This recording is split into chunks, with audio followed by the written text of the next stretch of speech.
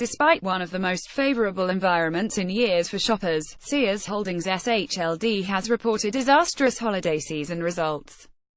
The retailer, which operates the Sears and Kmart chains, said on Wednesday it estimated comparable sales, a metric that excludes the dozens of weak stores it has closed in the last year, fell about 16% to 17% in November and December, continuing a streak of large sales declines.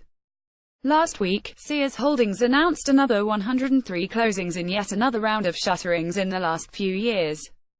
Its numbers compare to a 4.9% jump in overall retail sales in the United States between November 1 and December 24, according to MasterCard Spending Pulse. And rivals like Macy's M&J.C. Penney JCP, which face problems of their own, managed to post sales growth, while Target TG and Kohl's KSS managed to blow away the competition. On the bright side, Sears expects a smaller loss for the fourth quarter, which includes the holiday season and January, compared to last year. The company expects a loss of between $200 million and $320 million, excluding charges from closing stores, severance and tax-related matters, an improvement from a loss of $607 million for the same period.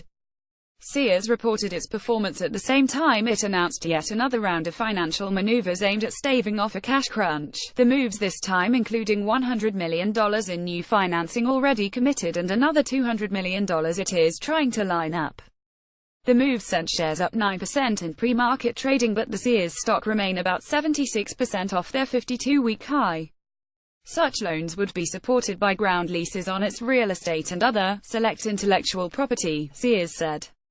In recent years, Sears has had often to take big steps such as sell off key assets like some of its best stores as well as brands like Kenmore, and borrow money from CEO Eddie Lampert to ward off a financial crunch.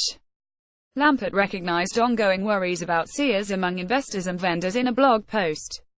While these actions have so far helped our company survive the so-called retail apocalypse, many observers are not persuaded that Sears Holdings can be a viable competitor in the long term.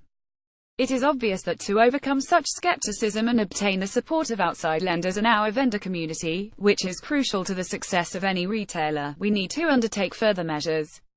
Even fellow CEOs have been less shy these days about voicing thoughts on Sears' decline.